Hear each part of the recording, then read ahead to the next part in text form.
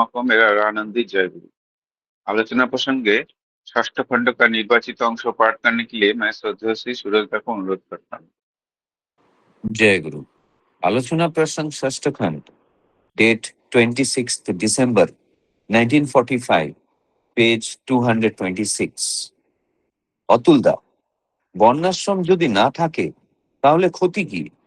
अतुलदा ठाकुर जी से प्रश्न पूछे कि अगर वर्णाश्रम न रहे तो इसमें क्या क्षति है? सीसी ठाकुर, বর্ণগত বৈশিষ্ট্যগুলি পারস্পরিক আদান প্রদান ও পরিপূরণের ভিতর দিয়ে प्रत्येक अस्तित्व के पुष्ट করে তোলে। सीसी ठाकुर इस प्रश्न का उत्तर देते हुए कहने लगे, वर्णगत वैशिष्ट्यों को पारस्परिक आदान प्रदान और परिपूरण के द्वारा हर किसी के अस्तित्व को ही पुष्ट कर देता है। এটা যদি ভাঙো, পোষণের অভাবে তোমার अस्तित्व भांगा पड़ेगा। अगर इसे तुम ये तोड़ देते हो तो पोषण के अभाव से तुम्हारा अस्तित्व भी टूट जाएगा। যদি মাথা, চোখ, কান, নাক, মুখ ইত্যাদি বিভিন্ন জিনিসের পার্থক্য বুঝিয়ে ব্যাপার সরল করতে চাও তাহলে তুমি থাকবে না। अगर सर, आंख, कान, नाक, मुंह इत्यादि विभिन्न अंग को बीच में तुम फर्क को मिटा डालते हो और इसे सरल करना चाहते हो तो फिर तुम नहीं रह जाओगे, একটা জড়পিণ্ডে পরিণত হবে, एक जड़ पिंड में परिणत हो जाओगे। ইভলিউশন, বিবর্তন যদি চাও তাহলে বর্ণগত বৈশিষ্ট্য ভাঙলে চলবে না।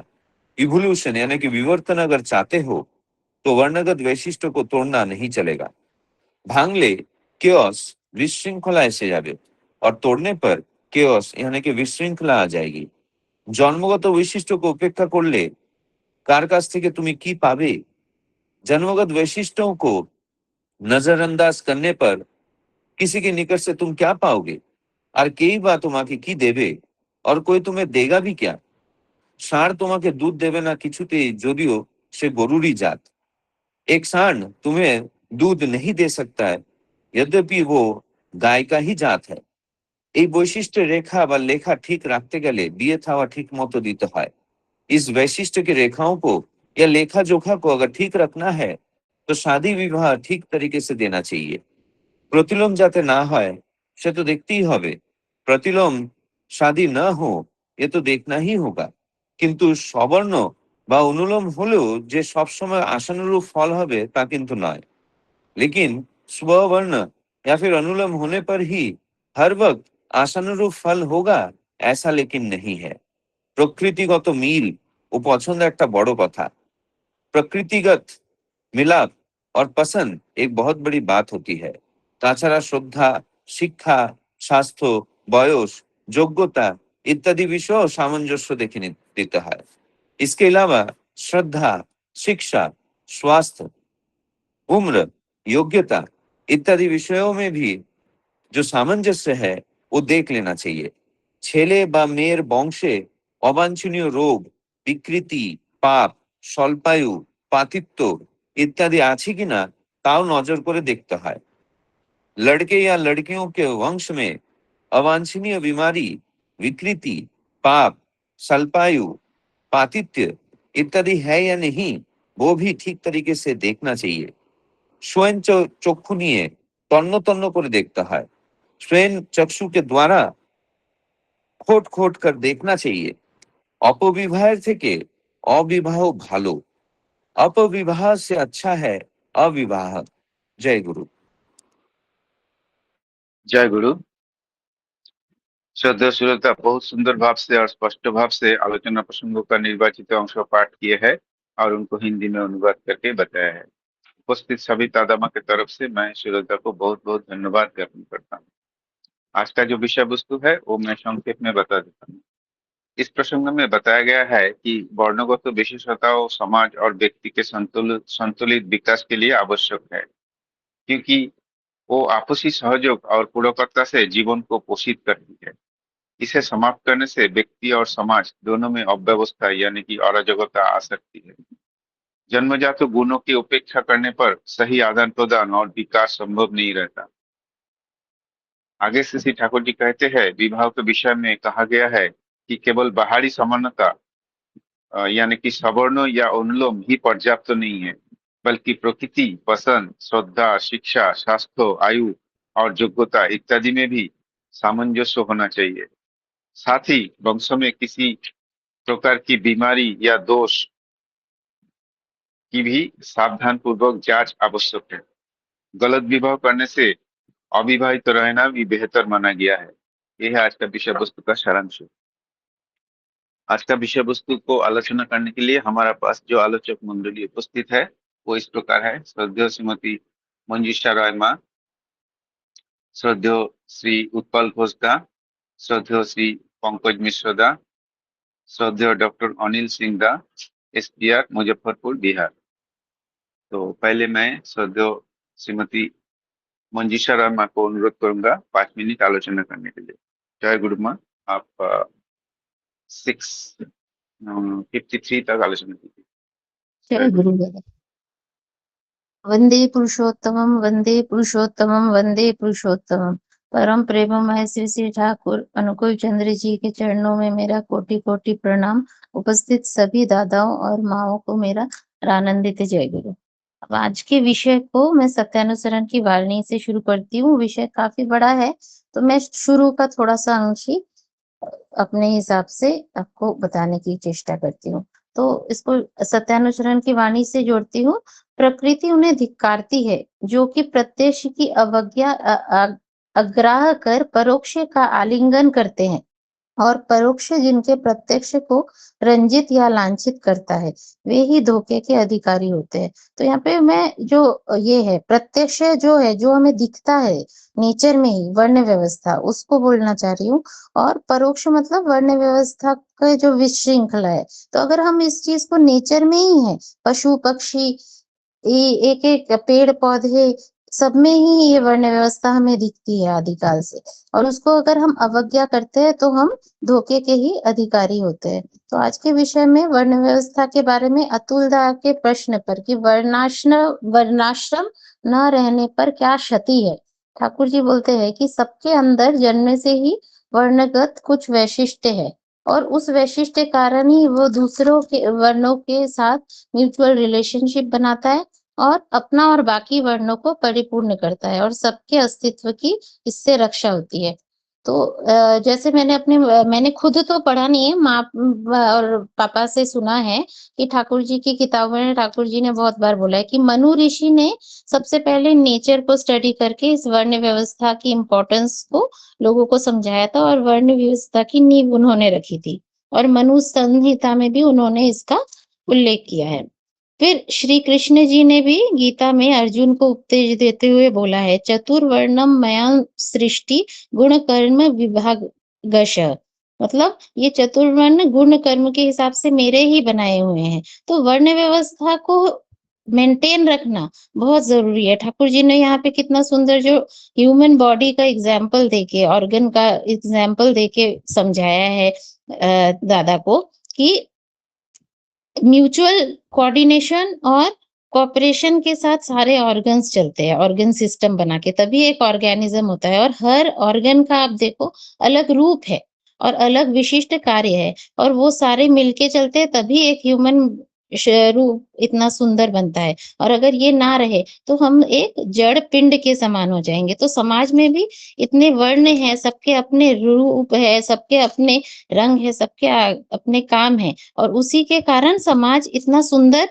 एक सुव्यवस्थित रूप से चल सकता है। और कोई किसी भी जाति धर्म का है बोलकर हम उसको बाध्य नहीं कर सकते कि तुम्हें ऐसा ही काम करना है, या हम उससे एक्सपेक्ट नहीं कर सकते कि ये एक ब्राह्मण घर से हुआ है तो यही गुण होंगे इसमें, या एक क्षत्रिय घर से है तो इसमें यही क्वालिटीज होंगे, या ये वैश्य है या ये शूद्र है तो इसकी यही क्वालिटीज होंगे। हमें ठाकुर जी लास्ट में जो बोल रहे हैं कि बाज की पैनी नजर से एक एक पॉइंट को देखना होगा, और एक एक पर्सन को देख के ये जो वर्ण व्यवस्था उच्छृंखल हो गई है, जिसके कारण ह्यूमन इवोल्यूशन होना बंद हो गया है, उस चीज को ठीक करने के लिए सही विवाह देना होगा।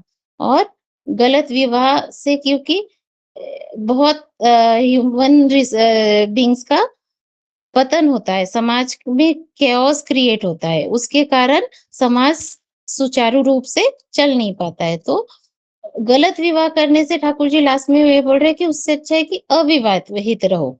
और ठाकुर जी की एक वाणी है, উন্নয়ন আর সুপ্রজনন এই তো বিয়ের মূল, যেমন তেমন করে বিয়ে করিস না কভু।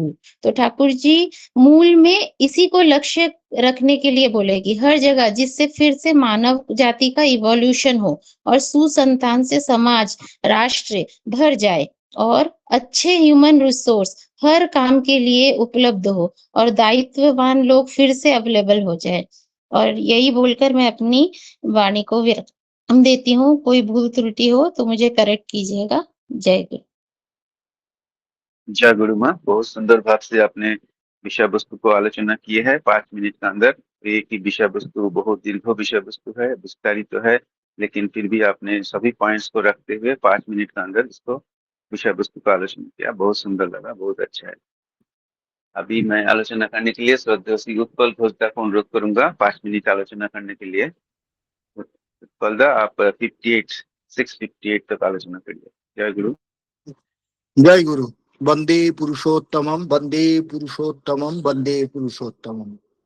आज का जो डिस्कशन है वो अतुल्ला ठाकुर जी से कुछ क्वेश्चन पूछ रहा है कि वर्णाश्रम अगर नहीं रहता है तो क्या क्या नुकसान है। तो ठाकुर जी उसको जवाब देते हुए बताया कि अगर वर्णाश्रम नहीं रहे तो उसको अस्तित्व, अगर पोषण के अभाव से वो अस्तित्व खत्म हो जाएगा। अगर इवोल्यूशन चाहते हो तो इसको नहीं तोड़ना चाहिए। अभी उन्होंने अरबी ठाकुर जी एक उदाहरण दिया कि सांड कभी दूध नहीं देता है जब भी वो गोरु का जात है। तो ये वर्णाश्रम क्या था कि अपना 4 वर्ण है। 4 वर्ण क्या है? ब्राह्मण, क्षत्रिय, वैश्य, शूद्र। ये सब पहले कर्म के हिसाब से था। वर्ण बाद में उसको जात और इसके साथ एक करके मोनुवादी सिस्टम में लेके आए। जैसे ब्राह्मण का क्या काम था? ब्राह्मण क्या क्या ब्राह्मण होता था? काश्मीरी ब्राह्मण होता था, कोंकणस्थ ब्राह्मण होता था, इत्यादि इत्यादि। इनका काम क्या था ना? ब्राह्मण का काम था वेद अध्ययन करना, पूजा पाठ करना और शिक्षा देना। मतलब ब्राह्मण 3 4 ही काम करे जो सबको समाज में शिक्षा देवे।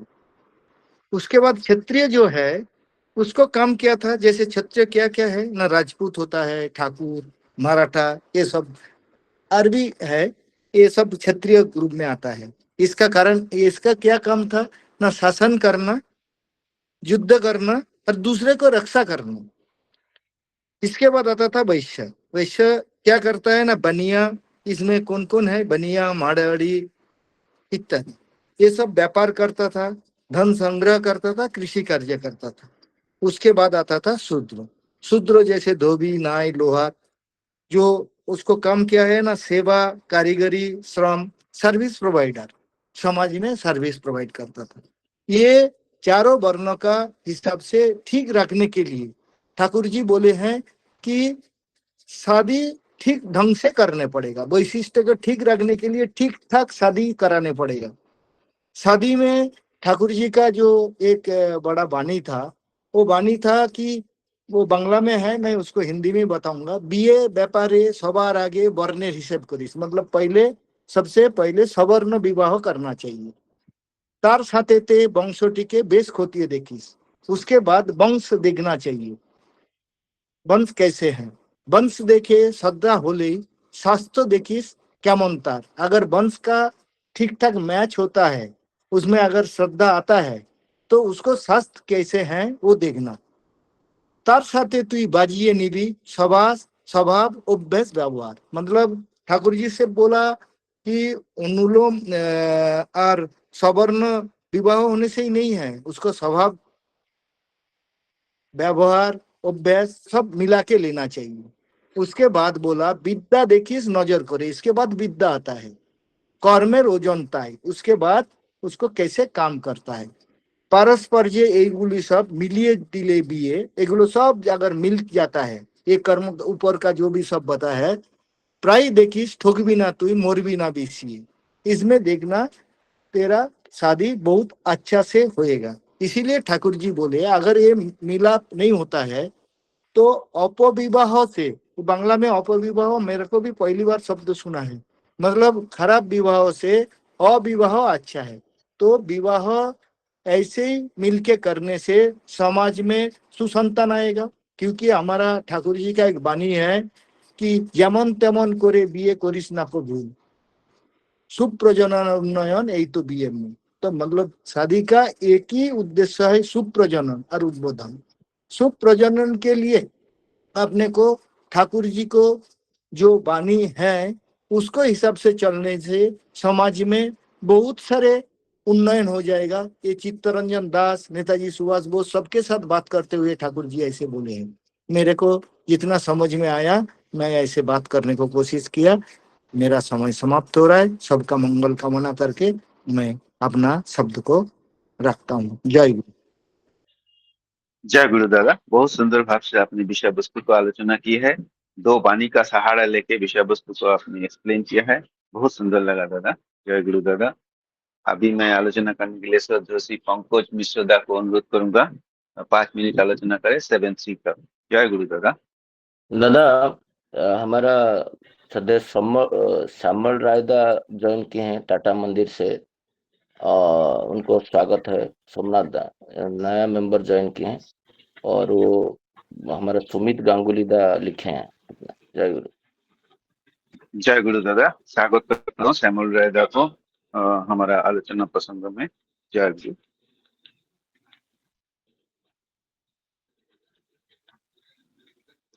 पंकज दा आप आलोचना शुरू कीजिए। जय गुरु।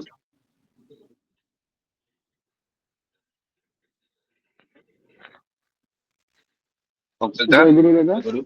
जय गुरु। वंदे आलोचना। पुरुषोत्तमं वंदे पुरुषोत्तमं वंदे पुरुषोत्तमं। जय गुरु दादा। आवाज आ रही दादा? हाँ दादा आ रहे हैं। हेलो, आवाज आ रही है मेरी दादा? हाँ आ रहा है दादा,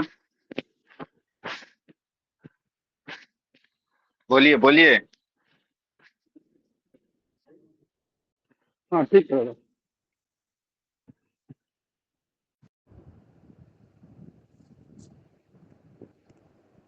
हेलो। बोलिए दादा बोलिए, हाँ हाँ, सुनाई दे रहा आवाज है, आ रही है? बोलिए। हाँ हाँ, आ बोल रहा है रहा हूँ दादा, दादा। बोलिए बोलिए। जी जी। अतुल दा ने प्रश्न करते हैं कि वर्णाश्रम यदि न रहे तो क्या हानि होगी।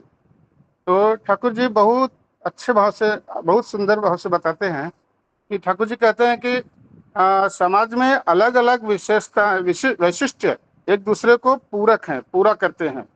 यदि इन्हें तोड़ दिया जाए तो संतुलन पूरा बिगड़ जाएगा और अस्तित्व जो है हमारा कमजोर हो जाएगा। तो इसमें एक उदाहरण से मैं बताना चाहूँगा। जो हमारा शरीर है, शरीर का संतुलन, जैसे हमारे शरीर में आँख हमारा देखती है, तो आँख देखती है तो क्या होता है कि वो ब्रेन को सिग्नल जाता है। तो ब्रेन को जब सिग्नल जाता है तो हाथ हाथ को अगर कुछ ऐसा देखा, काम करने के लिए बोला गया तो हाथ उसमें उठेगा। फिर चलने के लिए बोला गया है, आँख ने देख के बताया तो चलेंगे। तो मेन कौन है? ब्रेन ही है। तो अभी हमारे शरीर में ही चारों वर्ण है। जैसा कि हम बोल सकते हैं कि हमारा सर जो ऊपर का हिस्सा है वो ब्राह्मण है, हाथ हमारा जो है वो क्षत्रिय है, फिर वैश्य जो हमारा पेट का भाग है, नीचे का जो है पैर शूद्र का भाग है। अगर इस चारों वर्ण में अगर कोऑर्डिनेशन नहीं है तो हम चल नहीं सकते हैं। तो ये बहुत ही इम्पोर्टेंट है। और ऐसे ही समाज में हर व्यक्ति अलग अलग भूमिका बहुत जरूरी है। तो इसके बाद में एक और उदाहरण देना चाहूँगा कि जैसे अगर ब्राह्मण जो है ज्ञान, शिक्षा, मार्गदर्शन करते हैं, क्षत्रिय जो है सुरक्षा व्यवस्था बनाए रखते हैं, वैश्य जो है व्यापार अर्थव्यवस्था चलाते हैं, शूद्र से जो है कि सेवा और उनका जो स्किल सेट है वो उसके ऊपर से वो कार्य करते हैं। तो ये चारों मिलकर ही समाज को संतुलित रखते हैं। तो अगर हम विवाह का उदाहरण एक लेते हैं तो उसमें है जैसे शादी, ब्राह्मण जो है कि पंडित जो है वो बिना उनके बिना विधि पूरा नहीं होगा शादी का। तो उसमें शादी, जैसे नाई है वो बाल काटने वाले हैं, कारीगर है सजावट करने वाले हैं, फिर इनके बिना काम भी अधूरा रह जाएगा। फिर खाना बनाने वाले हैं, फिर व्यवस्था संभालने वाले हैं, सब कुछ जरूरी है। तो यहाँ मतलब हर जन की भूमिका है, कोई छोटा कोई बड़ा नहीं है, सब एक दूसरे पर निर्भर है। एक जरूरी बात इसमें ये भी है, ये समझना चाहिए कि आज के समय में जन्म से तय नहीं होगा कि कौन क्या है, बल्कि योग्यता और काम के आधार पर उनका जो है निर्वाचन होना बहुत जरूरी है। ऐसा कि मेरा मेरा भी समझ में आया। यानी जो पढ़ता है, जो पढ़ाता है, वह ब्राह्मण जैसा कार्य कर रहा है, और जो सुरक्षा करता है क्षत्रिय जैसा कार्य कर रहा है। इसीलिए काम की श्रेणी जो है, डिवीजन ऑफ वर्क की तरह समझना चाहिए कि ज्यादा सही है क्या नहीं है, कौन है ऊंच कौन नीचे, ये सब नहीं देखना चाहिए हमको। तो इसके बाद जो है हमारा आता है कि एक और उदाहरण है। अगर स्वभाव जो है उल्टा हो, सोच स्वभाव ऐसा, परिवार और विवाह की बात है, जब हम लड़की लड़के देखने जाते हैं तो उसका जो हमको देखना पड़ेगा, विवाह में केवल नाम या जाति नहीं बल्कि स्वभाव भी देखना पड़ेगा, सोच देखना पड़ेगा, उनका माइंडसेट क्या है। दादा मुझे 2 मिनट और मिलेगा, मैं बोलना चाहूंगा, सोमनाथ दा। हाँ बोलिए बोलिए। तो उनका नेचर क्या है, लड़के का नेचर क्या है, लड़की का नेचर क्या है, सोच क्या है, माइंडसेट कैसा है, स्वास्थ्य, शिक्षा, ये सब पूरा देखना बहुत जरूरी है। तो अगर दो लोगों में स्वभाव बिल्कुल उल्टा है, एक तो बहुत शांत है और एक बहुत उग्र है, तो वो जमेगा नहीं। कैसे जमेगा? ऐसे मुझे एक बात याद आती है, कह रहीम कैसे निभे बेर केर को संग, वे डोलत रस आपने उनके फाटत अंग। एक केला का पत्ता है, एक बेर का, अगर दोनों झाड़ एक जगह लगा देंगे तो केला का पत्ता तो हमेशा आराम से चलता रहता है हवा से, और बेर में जो कांटे होते हैं उससे उसका पत्ता छिल जाएगा। ये एक उदाहरण है। तो मेल होना चाहिए, तो कंपैटिबिलिटी हमको देखना है। जैसे कोई मांगलिक लड़का है तो मांगलिक लड़की ही होना बहुत जरूरी है। ऐसा समाज में बहुत चल रहा है, बिना बताए लोग शादियां कर देते हैं, तो दोनों का फ्यूचर बहुत खराब हो जाता है। तो मंगल वो सेना नायक होता है, वो कमांडिंग नेचर होता है। तो अगर वो कमांडिंग नेचर होगा, और वो तो कंपैटिबिलिटी कैसे बनेगा? तो दोनों जन सेम नेचर के रहेंगे तो गाड़ी अच्छा चलेगा। तो कहने का मतलब यही है। और एक गलत निर्णय अगर लिया जाए, समझो, बाद में उसका स्वास्थ्य कैसा है ये भी देखना बहुत जरूरी है। ये सब सोच उसकी कैसी ये भी देखना है। तो इसके बिना जो है जीवन पूरा प्रभावित हो सकता है, ये सब नहीं देखें तो। इसलिए ठाकुर जी कहते हैं गलत विवाह से अविवाहित रहना ही बेहतर है। तो इसका प्रकृति का नियम भी यही है कि जो बोलते हैं कि बैल जो है सांड दूध नहीं देता है। हाँ, हर चीज में अपनी अपनी क्षमता सीमा होती है। अगर हम उसे नजरअंदाज कर देंगे तो सही परिणाम नहीं मिलेगा। तो इसका मतलब क्या हुआ? निष्कर्ष यह हो गया कि हर व्यक्ति की अलग अलग वैशिष्ट्य होता है। इन वैशिष्ट्य का सम्मान और संतुलन बहुत जरूरी है। और जीवन के बड़े निर्णय जैसे विवाह वगैरह है, सोच समझकर पूरे जांच पड़ताल करके लेना चाहिए। इतना बोलकर मैं वाणी को विराम देता हूँ। जय गुरु। जय गुरु दादा, बहुत सुंदर भाव से दादा ने आलोचना की है विषय वस्तु को, बहुत बहुत सुंदर सुंदर उदाहरण देके भी विषय वस्तु को व्याख्या किए है। बहुत अच्छा लगा दादा, जय गुरु। अभी मैं आलोचना करने के लिए श्रद्धेय अनिल कुमार सिंह दा को अनुरोध करूंगा, जो कि ठाकुर जी का एसपीआर है मुजफ्फरपुर बिहार से। दादा आप 10 मिनट आलोचना करें, 7:15 तक। जय गुरु दादा। जय गुरु। वंदे पुरुषोत्तमम वंदे पुरुषोत्तमम वंदे पुरुषोत्तमम। अतुलदा ठाकुर जी से प्रश्न किए हैं कि वर्णाश्रम यदि नहीं रहे तो क्या हानि है। भगवान कृष्ण गीता में बोले हैं कि चातुर्वर्ण्यम मया सृष्टम गुण कर्म विभाग से। चातुर्वर्ण जो की सृष्टि हुई है गुण और कर्म के आधार पर, वैशिष्ट के आधार पर। तो ठाकुर जी कहते हैं कि जितने प्राणी हैं, प्राणी जगत में, जीव जगत में, सब जगह यह नियम लागू है वर्णाश्रम का। यहाँ तक कि हर सेल में चारों वर्ण है। तो इसलिए इसके बिना जीवन, सुंदर जीवन की कल्पना नहीं की जा सकती है, क्योंकि जीवन परस्पर निर्भरशील है, एक दूसरे निर्भर है। इसीलिए सबका कार्य वैशिष्ट के हिसाब से है। सब लोग परस्पर मिलकर रहते हैं तो समाज सुंदर था। हम लोग बच्चे थे तो गांव से आते हैं, तो गांव में देखते थे कि कोई यज्ञ है, शादी है, ब्याह है, तो जितने तरह के लोग गांव में है सब एक दूसरे को सहयोग करते थे और बहुत सुंदर ढंग से निकल जाता था। आज जो स्थिति है, आज उस ढंग का सहयोग नहीं मिल रहा है। गांव में जाकर देखते हैं, क्यों? चूंकि उसमें कमी आई है। एक दूसरे को हम समझना छोड़ दिए, सब लोग अपने हिसाब से चल रहे हैं, उसकी जो व्यवस्था है उसमें कहीं टूट हुई है। तो ठाकुर चाहते हैं कि जब परस्पर जीवन निर्भरशील है, तो जब तक हम सब लोग एक दूसरे से सहयोग नहीं करेंगे अपने वैशिष्ट के हिसाब से, तो जीवन सुखद नहीं होगा, सुंदर नहीं होगा। इसलिए उसकी आवश्यकता है हम सब के लिए।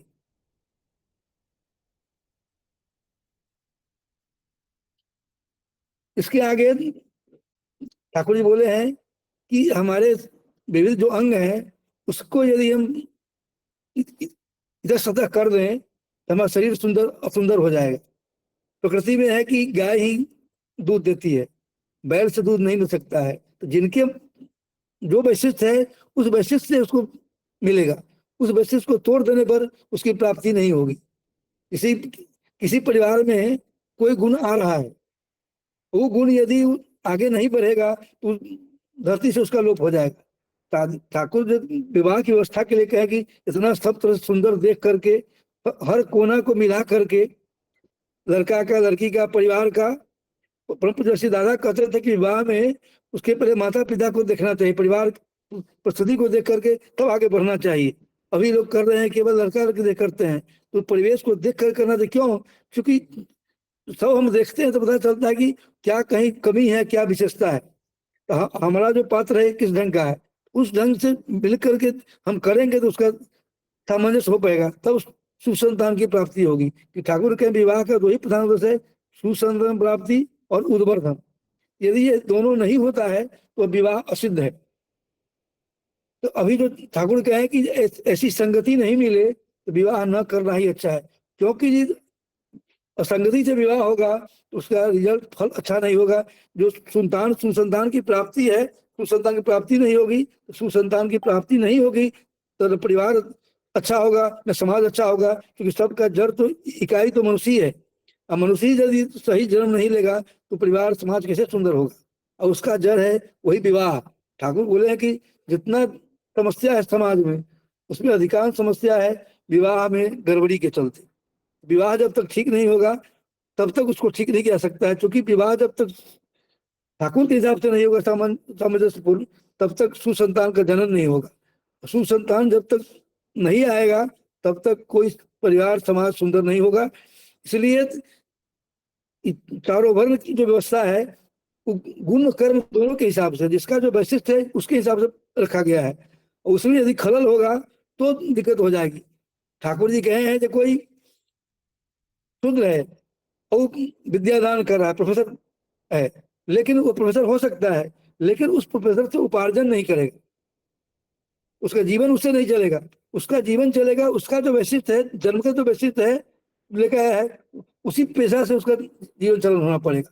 इसी यदि यह व्यवस्था लागू हो जाए तो समाज में अभी जो बेरोजगारी की समस्या नहीं रहेगी। ठाकुर जी बोले हैं बेरोजगारी दूर करना है तो आज मानो न मानो कल तुमको मानना पड़ेगा कि इस वर्णाश्रम को लागू करना ही होगा, तभी समाज सुंदर होगा।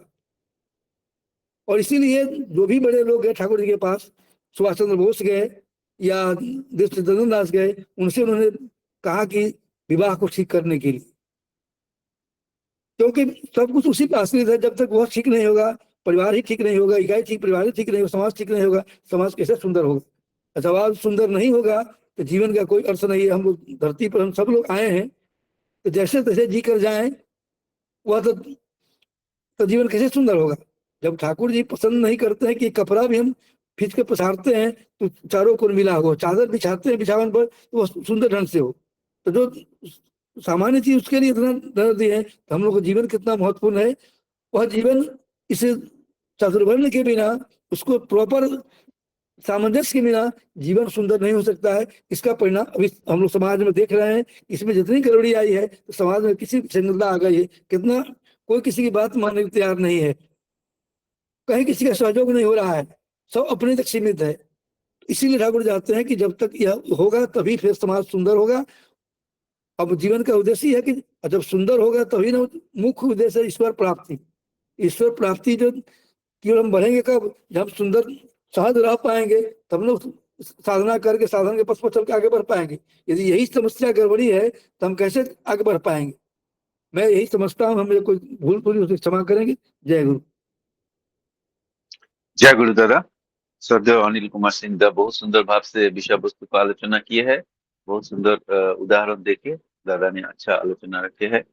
अभी मैं आलोचना को समराइज करने के लिए श्रद्धेय श्री शशिकांत दादा को अनुरोध करूंगा और कुछ वैल्यू एडिशन करने के लिए भी अनुरोध करूंगा। जय गुरु दादा। दादा कुछ नया लोग को देख लीजिए, ज्वाइन किए होंगे, थोड़ा सा उनको स्वागत कर दीजिए, फिर मैं बोलता हूँ।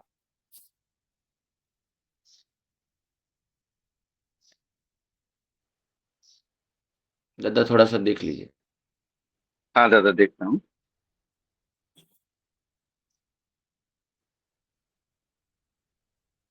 विश्व मोहन दा ज्वाइन किया है। जय गुरु विश्व मोहन दा। जय गुरु दादा। जय गुरु। स्वागत है दादा। Thank you. जय गुरु। और मीता बनर्जी माँ, जय गुरु माँ, आपको स्वागत है। जय गुरु दादा। कहाँ से ज्वाइन किए? टाटा जमशेदपुर। ओके। मौसमी चटर्जी माँ, जय गुरु माँ, आपको स्वागत जय है। गुरु दादा। जय कहाँ से गुरु। ज्वाइन किए? कहाँ से? टाटा जमशेदपुर। टाटा जमशेदपुर। ओके। निवेदिता रॉय माँ, जय गुरु माँ, जय गुरु दादा। आपको स्वागत है आलोचना प्रसंग में। कहाँ से ज्वाइन किए? बैंगलोर से दादा। जय गुरु माँ। जय ओम प्रकाश शाह, जय गुरु दादा। ओम प्रकाश दा, जय गुरु, आपको जय स्वागत है। गुरु। जय गुरु दादा। जय गुरु दादा। कहाँ से? कहाँ से? मुजफ्फरपुर से दादा। जय गुरु, जय और गुरु दादा, बहुत आपका अच्छा स्वागत। आलोचना चल रहा था दादा। और एक चीज मैं ऐड करूंगा वर्णाश्रम को लेके कि वर्णाश्रम कैसे हमारे समाज को कंप्लीट करता है। जैसे दादा हमारा दादा बच्चा। दादा एक मिनट दादा। मैं आपको अनुरोध करूंगा, आलोचना खत्म होने के बाद आप आलोचना रखिए दादा। ठीक है दादा। ठीक है। ठीक है दादा।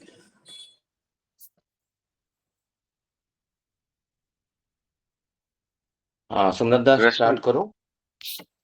और तो कोई बाकी नहीं है। रश्मि राज दा, रश्मि राज हमेशा ज्वाइन करते हैं। संगीता देवी,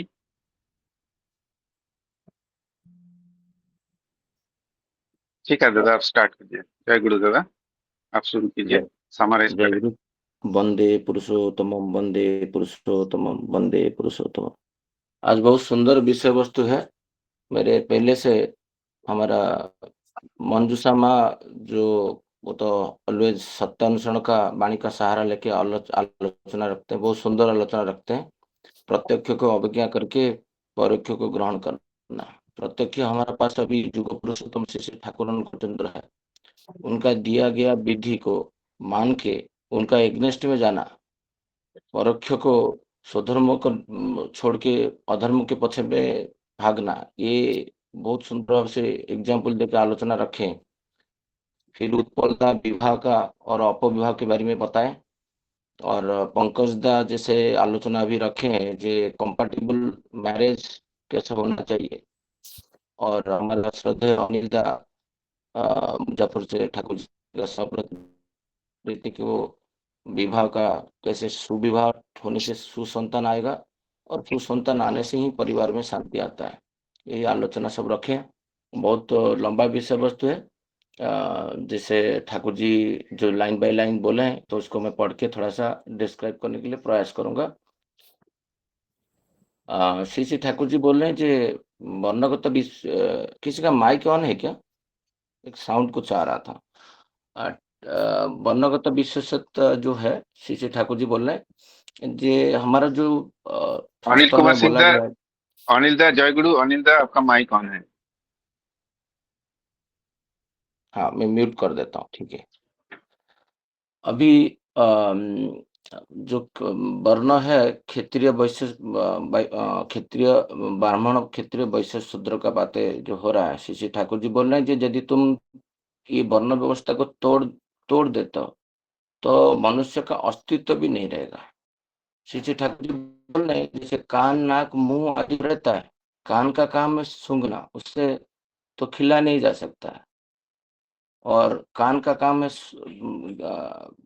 सुनना, लिसनिंग, और लिसनिंग का एग्नेस्ट में तुम उसमें अदर कुछ एक्टिविटी करने जाओगे तो होगा नहीं। हाथ का काम करना, उसमें तुम सुनने जाओगे, उसमें स्वाद चखने जाओगे, होगा नहीं। तो इसलिए ऑर्गन का भी जो विशेषता है, जैसे जीवा का टेस्ट बड है, वहां पर शुगर रखते हो तो उसको मीठा लगता है, कुछ नीम पत्ता रखता है तो कड़वा लगता है। बट ये चीज आप चर्म के ऊपर रखोगे तो आपको पता नहीं चलेगा। ये चीज आप कान के ऊपर रखोगे तो पता नहीं चलेगा। तो इसका ये विशेषत्व है। ठाकुर जी बोलते हैं ये है इंस्टिक्ट जीवा का, और कान में आप साउंड दोगे तो सुनाई देगा, और उसको पैर में दोगे तो सुनाई नहीं देता। ठाकुर जी बोलते उसका इग्नेस्ट में मत जाओ। तो जैसे बोल रहे ना जे कभी ये जो बेल है वो दूध नहीं देता है, क्योंकि वो गाय का प्रजाति का है, बट बेल दूध नहीं दे पाता है। ये विश्व सत्ता को हमको जानना पड़ेगा। जे हमारा पूर्वज जो है एक एक्टिविटी करते करते वो कर्म और गुण, जो शर्मा एक्सप्लेन कर रहे थे, कर्म गुण के विभाग से श्री कृष्ण बोल रहे हैं जब मैं इसको सृष्टि किया हूँ, मतलब श्री कृष्ण मतलब आदि पुरुषोत्तम, तो उससे पहले ये सूर्य से सृष्टि होकर आया है। ये धीरे धीरे क्या होता है, अभ्यास में परिणत होता है, अभ्यास से फिर धीरे धीरे ये संस्कार में परिणत होता है, फिर संस्कार में परिणत होने के बाद ये क्या करता है, हमारा सेल में जाके डीएनए में स्टोर होता है। ये गुण इसको बोलते हैं। कर्म से फिर गुण में कन्वर्ट होता है। कर्म से गुण को कन्वर्ट होने के लिए काफी दिन लगता है, 2000 साल, 5000 साल, 10,000 साल ऐसे होता है। तो हम निश्वास प्रश्वास, अभी कोई बोलेगा ये जितना फोरम में 80 लोग ज्वाइन किए, बोलेगा मैं निश्वास प्रश्वास ले रहा हूँ, ऑटो हो रहा है। आपको प्रैक्टिस, क्योंकि आप पूर्व तो प्रैक्टिस करके रखे थे। तो ये जो गुण होता है इसका इग्नेस्ट में इसका आएगा कैसे ना, सुविवाह से होने से, सवर्ण से, असवर्ण से, असवर्ण अनुलोम तब तो बोल रहे हैं, सवर्ण अनुलोम करने के बाद आचार्य गुरु और प्रथम पति का परमिशन लेके असवर्ण अनुलोम विवाह होता है। बट असवर्ण अनुलोम 1942 में ठाकुर जी ऑलरेडी जब विवाह विशृंखला हुआ मना किए, जो सवर्ण कोई करता है तो उसको परमिशन है, परमिशन दैट टू फिर माने आचार्य देव और प्रथम पत्नी का ये लेके, क्योंकि संविधान उसको मानता नहीं आज का डेट में, दोनों का स्वाक्षर है तो कर सकता है। अभी आता है जो गुण होता है स्टोर, जैसे आप कोणार्क मंदिर कोई देखे होंगे, पूरी मंदिर जाते हैं, 13th सेंचुरी में बना हुआ था कोणार्क टेम्पल, आप देखे होंगे उसका जो स्ट्रक्चर है, उस स्ट्रक्चर में अभी आप मैग्नेटिक फील्ड में मोर देन 12 टन का एक सूर्य देवता का आयरन का मूर्ति था, और वो मैग्नेटिक फील्ड में 12-13 फीट के ऊपर एयर में था विदाउट सपोर्ट। आज तक पृथ्वी इतिहास में इस टाइप का अभी हुआ नहीं चमत्कार। तो उसको वो उस टाइम में कोई डेवलपमेंट नहीं था, इलेक्ट्रिसिटी था ना, क्या था, कुछ क्रेन था, कुछ नहीं था। 170 कुछ 160 का ऊपर का जो मुख्य मंदिर था। अब सोचो उनका जो मेन कारीगर विश्व महाराणा है आर्किटेक्चर, उसके अंदर 1200 मतलब 1200 वर्कर्स काम करते थे, फिर 12 साल तक वो उसको फिक्स नहीं कर पाए। उनका बेटा धर्मपद, वो 12 साल में जब सुना तो राजा नरसिंह देव प्राण माने सबको फांसी दिया जाएगा, काल कंप्लीट नहीं होगा, तो उनका माँ से जब सुना तो माँ को बोले मैं मंदिर बना दूंगा, मैं फिक्स कर दूंगा, वो जो मैग्नेट को ऊपर रख के फिक्स कर दूंगा। तो कैसे हुआ है, क्योंकि उनका जो पत्नी है वो भी सवर्ण है। वो कितना साल से, 1000 साल से, 1000 साल से महाराणा जाति में अभी भी पुरी में जो रथ यात्रा होता है उसमें जो कारीगर होते हैं महाराणा जाति, उनका असवर्ण अनुलोम विवाह नहीं हुआ है 2000-3000 साल से, ना कोई प्रतिलोम विवाह हुआ है।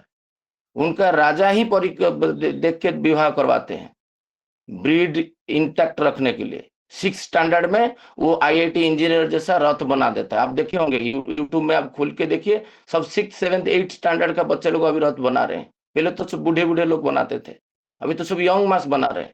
कैसे हो रहा है, क्योंकि उनका पति के प्रति जो माँ का श्रद्धा, ठाकुर जी यहाँ पर बोल रहे हैं ना, श्रद्धा, शिक्षा, स्वास्थ्य, आयु, योग्यता, सवर्ण विवाह खाली करने से पॉसिबिलिटी ठाकुर जी बोल रहे, संतान अच्छा आने के लिए, बट उसके अंदर श्रद्धा नहीं रहेगा।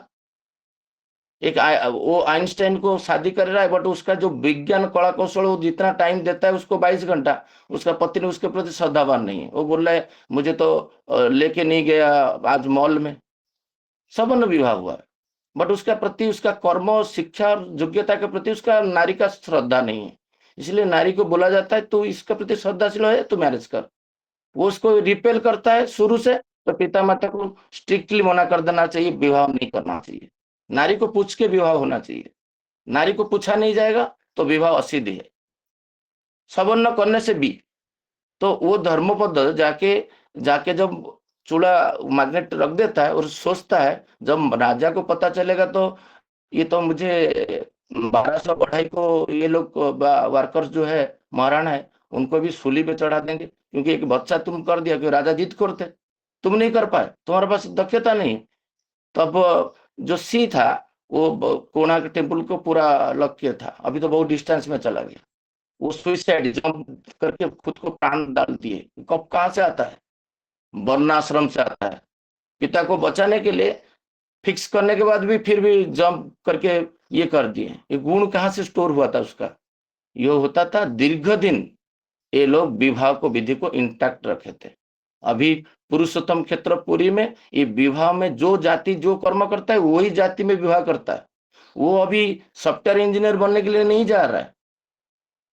ठाकुर जी जो बोले ना जे वैशिष्ट माफिक शिक्षा, वर्णाश्रम की भित्ति की विवाह, वैशिष्ट माफिक जीविका, ये तीनों जब समाज में इंटैक्ट रहेगा वो करोड़ों में सैलरी मिलेगा तो महाराणा जाति जाके सॉफ्टवेयर इंजीनियरिंग नहीं करेंगे। जो श्री रामचंद्र का जो मूर्ति अभी बनाया था वो कोई सॉफ्टवेयर इंजीनियर वगैरह कर रहा था, उसको छोड़ के अभी आके खुद का जीविका में इंटैक्ट हुआ कर रहा है। यहाँ पर श्री ठाकुर जी बोलते हैं ये वर्ण विधि को तुम नष्ट मत करो। मनोरंजन भाई मैं एक बार महाबलेश्वर घूमने के लिए गए थे, दोनों परिवार गए थे। हम देखे एक कुत्ता का आंख भी अलग कलर का है।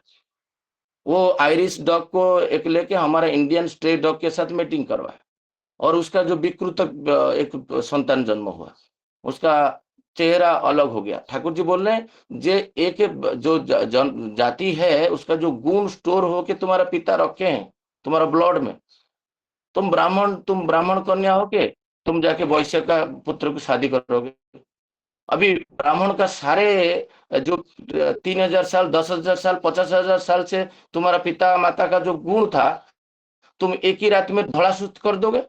कल जो हमारा श्रद्धेय सुशांत नायक दा एसपीआर आलोचना कर रहे थे, वहां पर एक वाणी पढ़ रहे थे, बोलते असती नारी बा वेश्या से एक संतान अच्छा आने का संभावना है, बट एक प्रतिलोम विवाह से संभावना नहीं है। यहाँ पर श्री ठाकुर जी बोल रहे हैं जे या आपको इतना एजुकेट कर देना चाहिए लड़की लोग को कि लड़का लोग को।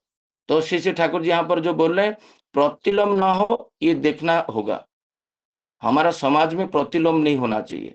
सवर्ण में विवाह किया, योग्यता से नारी से पुरुष का योग्यता कम है। बयस देखेंगे, वंशगत अभिजात बहुत खराब है नारी से, उनका आर्थिक अवस्था बहुत नग्न है। जो कल ठाकुर जी बोल रहे थे ना, जे कुलीन व्यक्ति को उसको सम्राट बना के फिर उसका पिता उसका कन्या को दान करता था, बट आज का डेट में ये नहीं होता है। आज तो वो क्रिटिसाइज करता है जे मेरा देखो मेरा पिताजी का कन्या बोलता है कितना अभिजात है तुम्हारा नहीं है, तो वहां पर संतान ठीक नहीं आएगा। श्री ठाकुर जी यहाँ पर एक किंतु लगाए, लेकिन केवल सवर्ण या अनुलोम होने पर ही उपेक्षित परिणाम, उपेक्षित मतलब जो तुम डिजायर रिजल्ट नहीं आएगा खाली सवर्ण करने से। जब मैं सवर्ण कर लिया, आचार्य देव का आशीर्वाद ले लिया और हो जाएगा। श्री ठाकुर जी यहाँ पर क्या बोल रहे हैं? श्री ठाकुर जी बोलते हैं जे जो पंकज दा आलोचना कर रहे थे, जे एक केला का पत्ता पेड़ लगाया और उस साइड में बेल का पेड़ लगा के बढ़ा, वो भी बढ़ा ये भी बढ़ा, बट उसका कांटा से इसका पत्ता नष्ट होते जा रहा है। सौभाग्यत मिलन चाहिए। ये सौभाग्यत मिलन जो होता है नारी को पहले पूछना चाहिए, देखना चाहिए। जैसे मेरा विवाह के टाइम में जैसे कोई माँ बोल रहा है, उसका जो लड़की का माँ बोल रहा है जे शशिकांत जी मेरा जो फर्नीचर वगैरह एसेट है मैं आपको जो विवाह के बाद दिया मैं दूंगा, तो आप भुवनेश्वर में रखोगे, कैपिटल में जहां आप रहते हो, आप गांव में भेजोगे नहीं। तो वो निर्बंध का समय टाइम था हमारा, मैं निर्बंध उसी दिन तोड़ दिया था एक सिंगल वाक्य में। मुझे मेरा जो बंधु परिजन बोले तुम पागल हो चुके हो। बोल नहीं, जो माँ का ये स्वभाव है उसका सारे गुण उसका लड़की के पास रहेगा। वो पहले आके मेरा भाई से मुझे विच्छिन्न करेगा, मेरा पिता माता से विच्छिन्न करेगा। जब विवाह होने से मुझे ये प्रस्ताव दे रहा है तो वहीं से एक पुरुष होके मेरा भी रिजेक्शन करने का अधिकार है। ठाकुर जी बोल रहे हैं, मैं नहीं बोल रहा हूँ। मेरा भी रिजेक्शन करने का अधिकार है। मेरा कौन सा लड़की चुन, एक प्रत्येक पुरुष को मैं बोलता हूँ जो मेरे साथ कभी के ट्रैवल करता है कि ऑफिस में, बोले तुम्हारा भी चयन करने का अधिकार है। पहले देखोगे वो जो जिसको तुम विवाह करोगे वो तुम्हारा पिता माता को लेके चल पाएगा कि नहीं, क्योंकि विवाह का मेन दो उद्देश्य है। एक है उन्नयन, उन्नयन मतलब ठाकुर जी बोलते हैं ऊत के प्रति अनंत जो सृष्टि करेगा, श्रेष्ठ के प्रति माता पिता इष्ट आचार्य परिवेश परिस्थिति, ये छह के साथ तुमको अटैच करेगा नारी, तुम विच्युत जब होगे। अभी तो विवाह होने से पहले तो मुझे डिटैच कर रहा है, तो वहीं से वरण निषिद्ध हो जाता है। 3 दिन 4 दिन मेरा परिवार मेरे से बात नहीं किए, जे तुम गलत काम कर रहे हो, तुम ठाकुर जी का दीक्षा लेके तुम बहुत स्ट्रिक्ट हो जा रहे हो। विवाह नहीं किया था मैं, जिद्दी पकड़ के। ऐसे सारे पुरुष जिद्दी पकड़ के बैठेंगे जे मेरा पिता माता से जहां नारी मुझे विच्युत करेगा वहां पर मैं विवाह करूंगा नहीं। मेरा श्रेष्ठ से जो वहां पर विच्युत करेगा, उन्नयन तो पहले लिखा हुआ है, सुप्रजन बाद में आएगा। विवाह होगा तो दिन बच्चा पैदा होगा, बट पहले तो उन्नयन है। उन्नयन तो हो ही नहीं रहा है, तो मिलन क्षेत्र में नारी ये सब देखेगा जे मेरा जो पिता का सारे गुण ये वर के पास है कि नहीं। वो श्रद्धाशील होता है, ये योग्यतावान मुझे फुलफिल कर पाएगा कि नहीं। मेरे पास डेली 3-4 घंटे का कॉल होता है मेरा, वो मुझे मार के मेरा दांत तोड़ दिया है, कोई बोल रहा है मुझे डिवोर्स दे दिया है, कोई ये बोल रहा है। परसों तो ऐसे ही 2-3 घटना आया था, मैं 2-3 प्रज्ञा में सोल्यूशन बैठ के यहाँ पर दे रहे थे। क्यों हो रहा है? तुम खाली सवर्ण देखा और तुम आचार्य देव का आशीर्वाद लेके विवाह कर दिया, तो उसका देखा नहीं उसका प्रकृतिगत भविष्य क्या है, वो दारू पी रहा है कि नहीं, सिगरेट पी रहा है कि नहीं, परिवेश से चेक करे, उसका पिता माता के प्रति कितना श्रद्धाशील है, उसका योग्यता क्या है, वो फुलफिल कर पाएगा कि नहीं, कितना सम्मान देता है परिवेश को, वो सब चेक नहीं किया। श्री ठाकुर जी बोलते हैं लड़का लड़की में अवांछित रोग, जो उनका पिताजी 52 इयर्स में कैंसर में चले गए, उनका पिताजी 42 इयर्स में दूसरे रोग में चले गए, उनका एवरेज लाइफ है 50 उनका वंश में, तो वहां पर कन्यादान निषिद्ध है। हम तो देखे नहीं, हम खाली फ्लैट देखे, रिलायंस जियो में नौकरी कर रहा है, इतना बड़ा गाड़ी है, उतना अच्छा ब्रांड का ड्रेस पहनता है, उनका बंगला है, बस। अभी रिसेंटली एक व्यक्ति का मृत्यु हुआ, मैं टाइम देखूंगा 7:30, और एक टॉपिक मुझे कल सोमनाथ दा बोले थे जो मैरिज का टेबल बताने के लिए, वो हम बताएंगे। मैं जब इनका देखा जो 52 इयर्स में डेथ हुआ, तो उनका वाइफ को 12वां दिन बजे के पूछा जे आपका जो ससुर थे वो कितना एज में उनका डेथ हुआ था, ना वही अराउंड 45 to 50। मतलब उनका क्या हुआ था ना, उनका कैंसर हुआ था, उनका भी कैंसर है। उनका बोला तुम थोड़ा सा जाके रिसर्च करके देखो, उनका पिताजी का ना वो कैंसर में नहीं तो मरे थे बिलो 50 में। अभी अल्पायु हुआ मतलब 50 से मरेगा, मतलब 50 में उसका विधवा होना है पक्का। तो उसको चाणक्य बोले तो उसको गांव में रख के इष्ट निष्ठ करके रखते थे, अलग रखते थे, उसको विवाह नहीं देते थे। अभी क्या माँ बोलेगा मेरा परिवार में सब लोग मर जाते हैं तो मैं बेटा को शादी नहीं दूं, उसको लेके देवघर में छोड़ दूं? कोई नहीं बोलेगा। समाज अभी विपरीत में, बट आपको चेक करना पड़ेगा उनका परिवार का स्थिति क्या है, दुरारोग्य है कि नहीं, विकृति है कि नहीं। हर चीज में माँ बाप के ऊपर हाथ उठा देता है। मैं एक बार किसी का, मुझे वाणी विहार में किसी का शादी में मुझे बुलाए थे तुम थोड़ा सा लड़की देखने के लिए जाने के लिए। मैं उनका जो लड़का का पिता के साथ में गया देखने के लिए, तो वो बैठा हूँ, तो उनका जो लड़की थी, तो उनको उनका माँ बोल रहे वो ठंडा वाटर थोड़ा सा दे दो तो फ्रिज से, मुझे मिल नहीं रहा है ना, आपका हाथ नहीं है क्या? तो मैं फिर बड़ा, तो वो तो जाजक कर्मी थे, तो मैं बोला चलो चलते हैं, पानी ये घर पे नहीं पियेंगे। है क्या हुआ, आप तो देखे नहीं फिर चले जा रहे हो? बोले मैं देख लिया। जब माँ को बोल रहा है तुम्हारा हाथ नहीं है, हाथ काट देता है। जब ड्रेस नहीं मिल रहा है बोलता है तुम अंधे हो गए हो क्या, तुमको दिख नहीं रहा है, माँ को अंधे बना देता है। वो स्वामी को क्या दिखाएगा रास्ता? वो घर पे शादी नहीं होगा। ये एक एक छोटा छोटा बातों में आप विकृति पता चल जाएगा। आप तो देखते हो, खाली बाहर का देखते हो, फिजिकल वर्ल्ड। तो मैं बहुत रिजेक्शन किया हूं। मुझे जो लेके जाता है मैं देखता हूं पूरा। मुझे कोई पूछता है, कोई कंसल्ट करता है, मैं प्रॉपरली बता देता हूं कहां पर क्या प्रॉब्लम है। विकृति यीशु बोलते हैं। ठाकुर जी बोलते हैं और उसका अल्पायु है कि नहीं, पाप है कि पतन है कि नहीं उनका समाज में। वो उनका देखो 7th पीढ़ी तक कोई प्रतिलोम विवाह किया कि नहीं। प्रतिलोम संतान को विवाह का अधिकार नहीं है, तो हम भी शादी नहीं करेंगे। जो प्रतिलोम विवाह किए हैं उनके रेस्ट्रिक्टेड कर देंगे तो डरेंगे लोग, कांपेंगे प्रतिलोम विवाह करने के लिए, क्योंकि मेरा बेटा बेटी को कोई शादी नहीं करेगा। वो पूर्व श्री कृष्ण के टाइम में इंट्रोड्यूस हुआ था, धीरे धीरे बुद्ध देव के टाइम में खत्म हो गया। अभी ये होता तो प्रतिलोम होता नहीं ना, कोई तो शादी नहीं करते, तो डरेगा, पहले कांपेगा। ये भय नहीं है। और आज का डेट में गांव में नहीं हो रहा है, शहर में हो रहा है। हम जितना भी आलोचना करें, हमारा प्रैक्टिकल वर्ल्ड में ठाकुर जी को कैरी करके नहीं चले तो हमारा कुछ होने वाला नहीं है। तो श्री ठाकुर जी यहाँ पर बोले गलत विवाह से अविवाहित रहना बेटर है। एक बुरा डॉक्टर जिसको कुछ पता नहीं और चिकित्सा रहना अच्छा है। मेरे साथ वही हुआ है। मेरा रोग को मैं खुद नेचर के द्वारा, थलकुटी के द्वारा, मेडिटेशन के द्वारा, परमपिता के दया द्वारा मैं क्लियर किया। एक डॉक्टर बिगाड़ा और एक डॉक्टर जो है सुप्रीम फादर, वो उसको क्लियर किए। बट अचिकित्सा होना बहुत डेंजर है। तो बेटर है आप घर पे रहो, शांति से रहो। विवाह, गलत विवाह जो अपविवाह बोलते थे ना, अभी उत्पल दा जो पॉइंट्स बोल रहे थे, मैं ऑलरेडी उसके ऊपर नहीं जाना चाहता हूँ। ऑलरेडी 33 हो चुका है। श्री ठाकुर जी को, तो ये जो बातें श्री ठाकुर जी को पूछा जा रहा है, जे वर्णाश्रम को नहीं रहेगा तो चलेगा कि नहीं, तो आज का समाज में ये सब विध्वस्त हो चुका है। हमको जीवन में श्री ठाकुर जी को लेना मैंने कोई प्रकृत रूप से कैरी करना चाहता है ना, तो पहले से वैशिष्ट में जीविका जो है उसको हम नहीं कर पा रहे हैं, क्योंकि वो विशृंखल हुआ है, हमको नौकरी करना पड़ रहा है। बट हमारा वही, जैसे उस दिन सूरजदा बोल रहे थे, जे मेरा वैशिष्ट क्या है, बिजनेस करना, तो बिजनेस से रिलेटेड में कुछ स्टार्ट कर दिया हूँ, शिक्षा देने के साथ भी। तो ये धीरे धीरे हमारा जो श्री ठाकुर जी बोल रहे ना, जे विवाह क्षेत्र में पहले जो बोलते थे जे मामा का साइड को देखना, इसका अर्थ क्या है? ये जो हम आज का डेट में खाली पिता का बातें बोल रहे हैं, कभी मदर साइड ही पूछते नहीं। ठाकुर जी दीपर की भलुमान बोल रहे हैं, मदर साइड पूछना minimum 4th generation, father side minimum 7th generation. आज तक तो पूछ नहीं रहे। हम तो मैट्रिमोनियल से शादी कर रहे हैं, हमारा संतान कहाँ उपेक्षा करेंगे? खाली सवर्ण हम कर रहे हैं। जैसे सोचते में कांदा लहसुन मछली मांस को छोड़ के 5 नियम के ऊपर कोई बात नहीं करता है। विवाह क्षेत्र में वही हो गया है। विवाह को सब लोग खिलौना सोच रहे।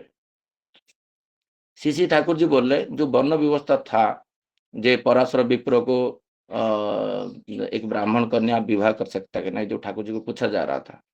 तो यहाँ पर जो टेबल था, ठाकुर जी बोले जे वर्णगत जो श्रेणी विभाग करा गया था।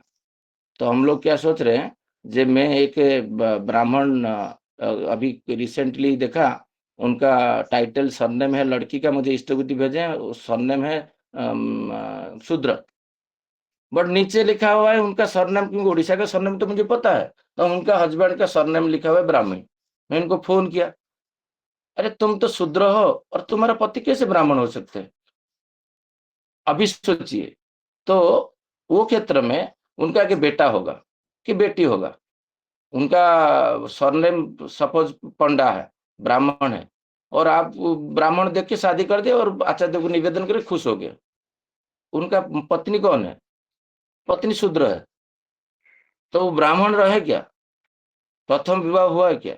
तो श्री ठाकुर जी इसको बोलते हैं, जो ये सब चीज देखने के लिए जो ब्राह्मण और शूद्र के साथ, ब्राह्मण पुत्र माने पुत्र और कन्या शूद्र होने से उसको पराशव निषाद बोला जाता है। रामचंद्र के टाइम में जो निषाद थे, मैं इसको क्यों ये टेबल को बताने के लिए प्रयास कर रहा हूँ, मेरे पास 4 मिनट है, मैं उसको बताऊंगा, क्योंकि ये नॉलेज किसी को बहुत कम लोग को है, यहीं पे सब मार खा जाते हैं।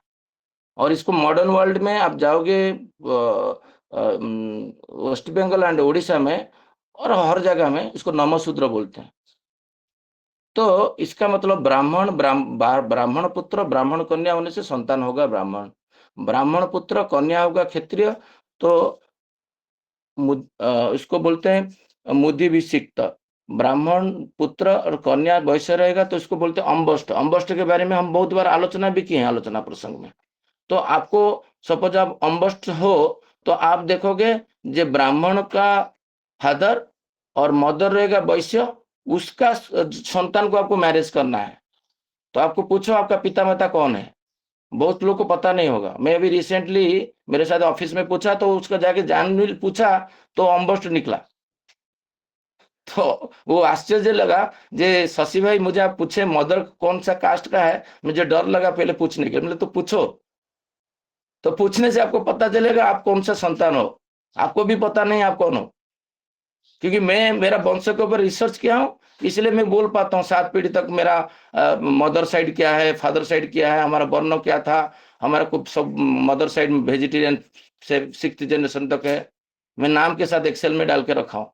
बट हमको हमारा वंश को हम जानेंगे नहीं, हमारा पुत्र पुत्री को किसको शादी कराएंगे। फिर श्री ठाकुर जी बोल रहे हैं मनुष्य संहिता में ब्राह्मण के साथ शूद्र शादी करने से, ब्राह्मण पुत्र और शूद्र कन्या होने से निषाद बोलते हैं।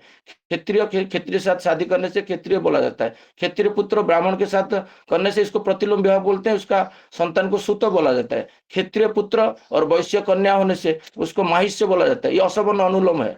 क्षत्रिय के पुत्र के साथ शूद्र का कन्या होने से उग्र बोला जाता है, ये असवर्ण अनुलोम है। जो हम पर असवर्ण अनुलोम है उसका संतान असवर्ण अनुलोम उग्र के साथ शादी करेगा। वैश्य के साथ वैश्य के शादी होने से उसको वैश्य बोला जाता है। वैश्य पुत्र के साथ ब्राह्मण कन्या शादी करने से प्रतिलोम विवाह वैध बोला जाता है, वो निषिद्ध है, उसका संतान को कोई शादी नहीं करेगा। सुनिए टैग लाइन, शादी पूछोगे विवाह रिजेक्ट कर देना चाहिए। ऐसे रिजेक्ट करोगे ना प्रतिलोम विवाह का आगे जाएगा नहीं। कौन सा विवाह वैध है कौन सा नहीं है मैं बता जा रहा हूं। हो सकता है 30 सेकंड आगे तो जा सकता है। वैश्य के साथ क्षत्रिय का शादी होगा, वैश्य पुत्र कन्या होगा क्षत्रिय, मागध प्रतिलोम विवाह, उनका संतान को रिजेक्ट निषेध। ठाकुर जी बोल रहे हैं, मनुष्यता बोल रहा है, सब लोग बोल रहे हैं। हम लोग शादी करेंगे नहीं, जब हम सोचते नहीं लिए ये सब रिजेक्ट करेंगे, हमारा टैग लाइन लगा देंगे इसको शादी मत करो। मैं तो वो पूछ के मेरा एक मैरिज का व्हाट्सएप में ग्रुप खोला हूँ, उसमें मैं पूछता हूँ ये तुम मागध हो कि तुम वैद्य हो, तो मैं पोस्ट नहीं करता हूँ, मेरी पोस्ट वहीं पे रिजेक्ट कर देता हूँ। तो हम आगे बढ़ाएंगे नहीं ना। दादा आप थोड़ा देखिए ना मेरा बेटा विवाह करेगा कि नहीं, निषिद्ध है, निषिद्ध है, आप विवाह नहीं कर सकते हो। कन्या कर सकता है, वर नहीं कर सकता। फिर वैश्य के साथ वैश्य पुत्र के साथ शूद्र कन्या करण बोलते हैं, असवर्ण अनुलोम। बट कभी कभी उड़ीसा में करण को भी ब्राह्मण के ऊपर लेके रख देते हैं। देखिए उसका मूलगत विवाह क्या है, मूलगत है पिता है वैश्य और माता है शूद्र, वो करण है। तो वैश्य से नीचे है, थोड़ा ऊपर नहीं है। शूद्र के साथ शूद्र शादी करेगा तो शूद्र होता है, और तो शूद्र के साथ वैश्य शादी करेगा अयोग बोल रहा है, प्रतिलोम विवाह, इसका संतान का संतति का विवाह नहीं होगा, ओनली कन्या कर सकता है। शूद्र के साथ क्षत्रिय क्षता बोलते हैं, प्रतिलोम विवाह।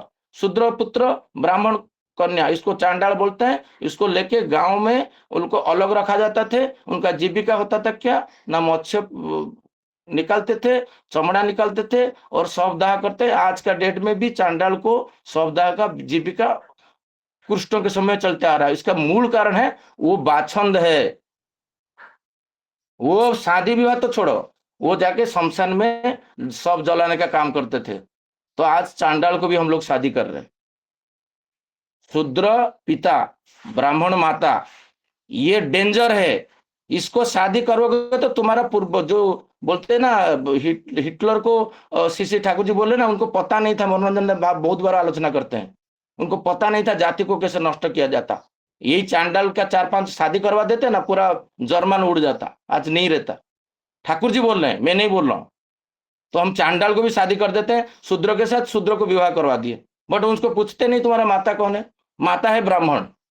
वो तो जाके आचार्य देवगण से निवेदन कर देगा मेरा शूद्र है और पिता भी शूद्र है, देखो उनका सरनेम में मैच हो रहा है। बट माँ का देखे तो लिखा होता है मिश्र, चटर्जी, बंगोपाध्याय। क्या हुआ, चांडाल से शादी करके बैठा। तो ये पूर्ण जो है, आज तो समय हो चुका है, बहुत बड़ा टॉपिक है ये। टेबल सोमनाथ दा बोले थे, मैं टेबल बता दिया आज सबको। जय गुरु। जय गुरु दादा, बहुत सुंदर भाव से शशिदा विषय वस्तु की आलोचना की है। एक टेबल के जरिए दादा ने बताया कि कैसे, मतलब किसका साथ कैसे किसका शादी करना चाहिए, क्या विधि है, उन्होंने बताया। समय का अभाव से आलोचना पूरा नहीं हो पाता है, बहुत बड़ा सब्जेक्ट है। बहुत अच्छा लगा दादा। जय गुरु। सभी दादा माँ का जय गुरु। सभी दादा माँ का जय गुरु।